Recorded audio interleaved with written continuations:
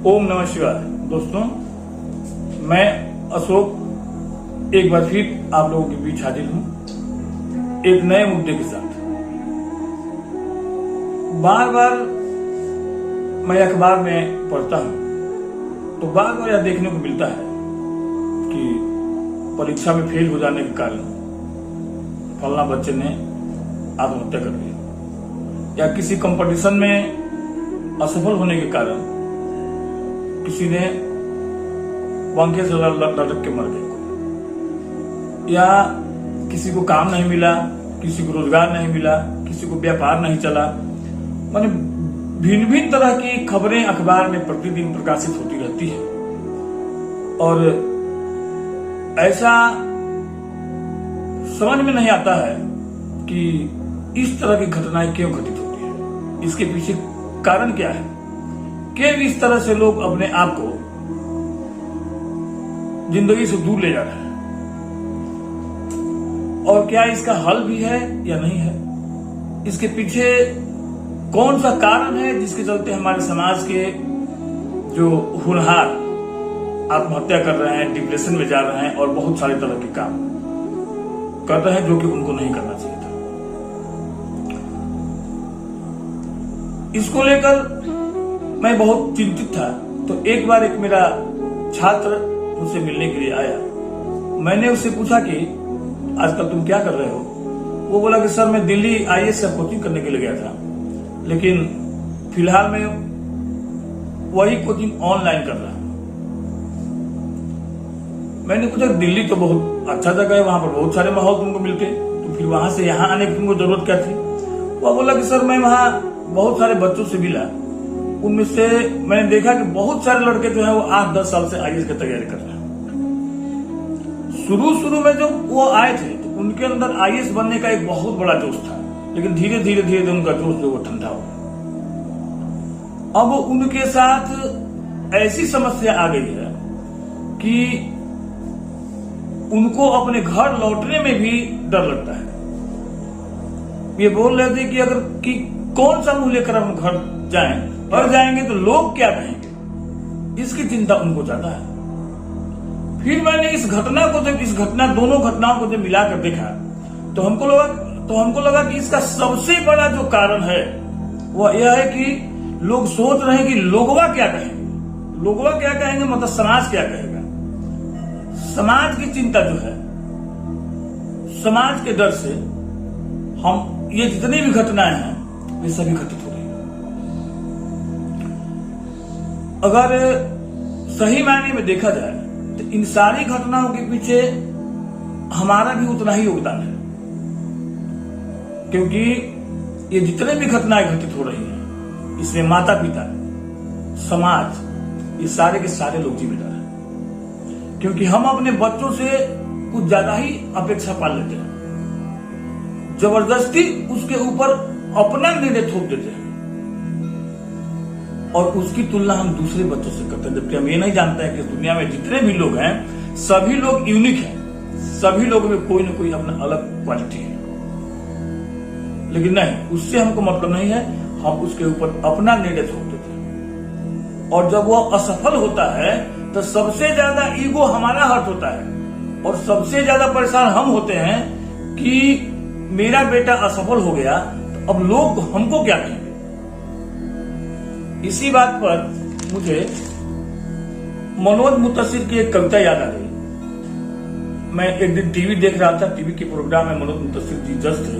उन्होंने एक कविता बोला, कुछ रीत जगत की ऐसी है हर एक सुबह की शाम, तू कौन है तेरा नाम है क्या, सीता भी यहां बदनाम हुई।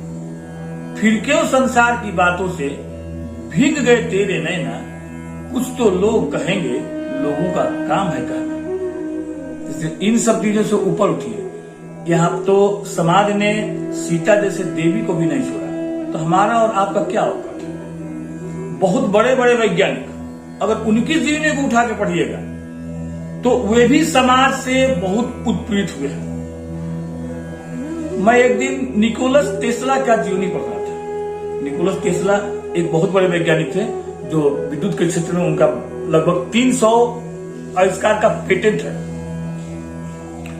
बचपन से निकोलस टेस्ला जो है उनको दृष्टि भ्रम की शिकायत थी और वे बचपन से ही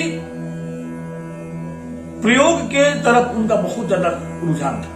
वे नए नए चीजों का हमेशा देखा करते थे, खोजा करते थे और अन्वेषण करने में लगे होते थे, जिसके चलते समाज के लोगों ने उन्हें पागल घोषित कर दिया। लेकिन जब उन्होंने अपने नाम से 300 आविष्कार का पेटेंट जब कराया तो फिर समाज के सभी लोगों का मुंह जो है अपने आप बंद हो गया। वे हमेशा कहा करते थे कि समाज की चिंता किए बिना अगर आप नेक कामों में अपना समय देंगे तो एक न एक दिन आप अवश्य सफल होइएगा। अगर सच्चे मन से किसी काम के लिए लगातार प्रयास किया जाए तो ऐसा कोई भी काम नहीं है जो कि असंभव है। अब जरा सोचने की बात है, इतने बड़े वैज्ञानिक, उनको भी समाज ने नहीं छोड़ा, तो हमारा और आपका भी तो कोई पूछ ही नहीं है। अगर वास्तव में इस जीवन में आगे बढ़ना है तो आपको बहरा बनना पड़ेगा। एक कुआं था, उस कुएं में बहुत सारे मेढक रहते थे और उन मेढकों में ऐसा मिथ था कि कोई भी मेढक आज तक इस कुएं से बाहर नहीं गया। जितने भी लोगों ने कुएं से बाहर जाने का प्रयास किया आज तक कोई ऊपर चढ़ नहीं पाया, क्योंकि जैसे ही एक मेढक ऊपर चढ़ने लगता नीचे वाला मेढक चिल्लाने लगता था। एक दिन क्या हुआ कि एक मेढक जो है वह प्रयास करते करते कुएं से बाहर निकल गया। जब लोगों ने पता किया कि आखिर भाई ये मेढक कुएं से बाहर कैसे निकल गया तो पता चला कि वह मेढक बहरा था। उसने पीछे जो शोरगुल था उसको सुना ही नहीं, जिसके चलते वो कुएं से बाहर निकल गया। बस वही हमको भी करना पड़ेगा। समाज क्या कहता है, लोग क्या कहते हैं, इसके बारे में हमको नहीं सोचना है। अपने काम को लगन से हमको करना है। अपने बच्चों को हमेशा उत्साहित करना है। कभी इस चक्कर में मत पड़िए कि हमारा बच्चा जो है वह 99% ही लाएगा। हमारे एक दोस्त हैं जिनकी बेटी एक मेडिकल कर रही है। अभी हाल ही में मैं उनसे मिलकर आया तो एक दिन उनसे बात हो रही थी तो वो बोले कि भाई मेडिकल का तो बोझ वास्तव में बहुत ज्यादा है, लेकिन मैंने बेटी को समझाया कि देखो ये मेडिकल जो है वो तुम्हारा अपना सिलेक्शन है, तुमने इस बारे में निर्णय लिया है, लेकिन मेरा तुमसे यही कहना है कि अच्छे ढंग से तुम इसका तैयारी करो और अपना 100% दो। तुम्हारा बस इतना ही काम है कि तुम अपना 100% दो। तुमको बस अपना 100% देना है। और तुम्हारा 100% कितना है, हो सकता है तुम्हारा 100% 60% ही हो, क्योंकि अलग अलग जितने भी लोग हैं सबकी धारण क्षमता, सबकी समझने की क्षमता ये अलग अलग होती है। तो तुम्हारा 100% अगर 60% ही होगा तो तुम चाह कर भी 100% को अपना 100% नहीं बना सकते। इसलिए तुम इसकी तैयारी करो, पूरे मनोयोग से करो और उसको मैंने पाने के लिए अपना पूरे योगदान दो। अगर हो गया तो बहुत अच्छी बात है, और अगर नहीं हुआ तो मेडिकल ही जिंदगी का अंत नहीं है। इसके बाद भी बहुत सारे ऐसे प्रोफेशन है जिसके सहारे तुम अपना जिंदगी को बहुत आराम से बिता सकती हो। इसलिए मेडिकल में तुम मेडिकल का तैयारी करने के लिए आई हो, तैयारी करो, लेकिन अब इसके पीछे ऐसा नहीं है कि अपने जिंदगी को ही बर्बाद करो, ऐसा कुछ नहीं है। तो उनका बात मुझे बहुत ही अच्छा लगा। और मैं जितने भी पेरेंट हैं सबसे मैं यही कहता हूं कि भाई 99% के चक्कर में मत पड़िए। 99% के चक्कर में आप अपने बच्चे के जीवन को बर्बाद मत करिए, क्योंकि एक बार जो कामयाब हो गया फिर उसके लिए नंबर का कोई मतलब नहीं होता है। आप में से बहुत सारे लोग ऐसे होंगे जो कि 2nd डिवीजन 3rd डिवीजन से पास हो गए लेकिन अपनी जिंदगी में कामयाब हो गए।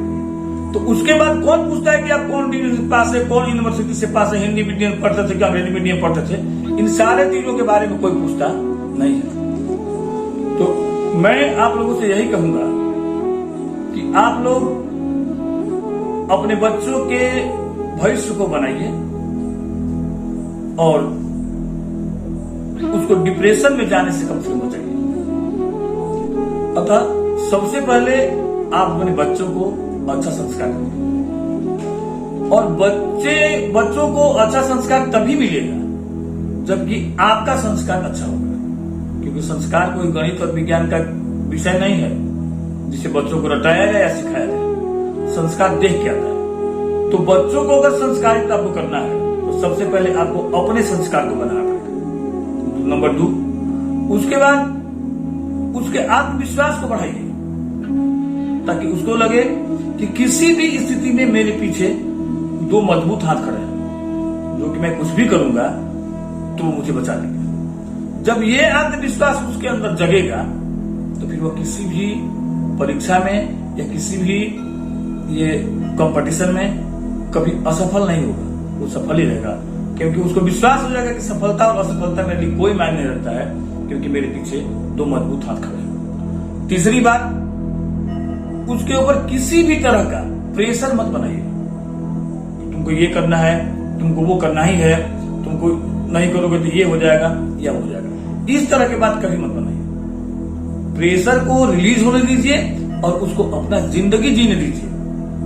अपना विचार उसके ऊपर मत थोपिए, उसके आत्मविश्वास को बढ़ाइए, क्योंकि आत्मविश्वास की शक्ति जो है वह किसी को भी कहीं से कहीं पहुंचा सकता है। आत्मविश्वास की शक्ति से जब एक साधारण व्यक्ति भारत का प्रधानमंत्री बन सकता है, आत्मविश्वास की शक्ति से निकोलस टेस्ला जो है वे एक महान वैज्ञानिक बन सकते हैं, और आत्मविश्वास की शक्ति से एक साधारण व्यक्ति जब खान साहब बन सकता है, तो हमारे और आपके बच्चे भी अगर उनके अंदर भी आत्मविश्वास अगर बहुत अधिक रहेगा, आत्मविश्वास से भरे रहेंगे, तो वे भी कुछ न कुछ कर ही लेंगे। अतः अपने बच्चों को कभी भी हतोत्साहित मत कीजिए। चौथी बात, आप अपने बच्चों से रोज बात कीजिए, प्रतिदिन बात कीजिए। अगर आप उसके साथ रहते हो, उसके साथ समय बिताइए, उसके साथ बैठकर खाना खाइए, उससे बात कीजिए। अगर आपसे दूर रहता है तो भी टेलीफोनिक उससे बात कीजिए और प्रतिदिन उसके आत्मविश्वास को बढ़ाइए, उसको मोटिवेट कीजिए, ताकि उसको लगे कि मेरे माता पिता जो है मेरे दोस्त हैं और आपसे वे अपना हर बात शेयर कर सकें। अतः लोगवा का कहे, इस विचार से आप ऊपर उठिए,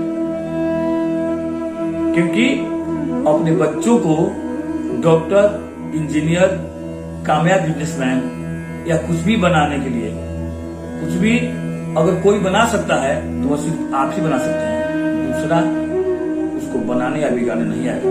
इसलिए समाज क्या कहता है, इस चीज को भूलकर अपने निर्माण में या अपने बच्चों को निर्माण में भरपूर योगदान दीजिए और पूरी तरह से हिस्सेदारी को निभाइए।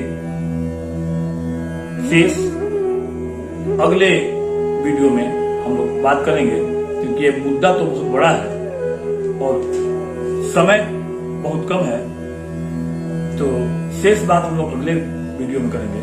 और आशा है कि नवरात्रि के इस अवसर पर आप सभी लोग अपने परिवार के साथ सकुशल होंगे, और माँ भगवती तथा भगवान शंकर से मैं ऐसा प्रार्थना करूंगा कि आप जहां भी रहें वहां सुखपूर्वक अपनी जिंदगी बिताएं। ओम नमः शिवाय।